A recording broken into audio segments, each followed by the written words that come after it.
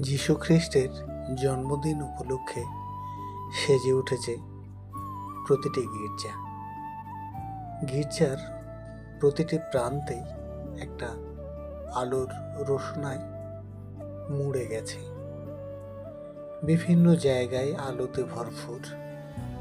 আগামীকালকেই জন্মদিন উপলক্ষে আরও বড় ধরনের অনুষ্ঠান হবে, তার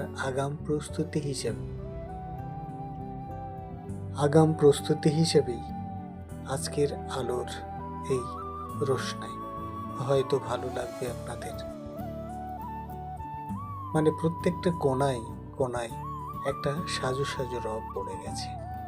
এখানে বিভিন্ন জায়গার মানুষ আসছে তারা দেখতে। হয়তো আগামী দিন আরও বেশি ভিড় হবে এই অনুষ্ঠানে।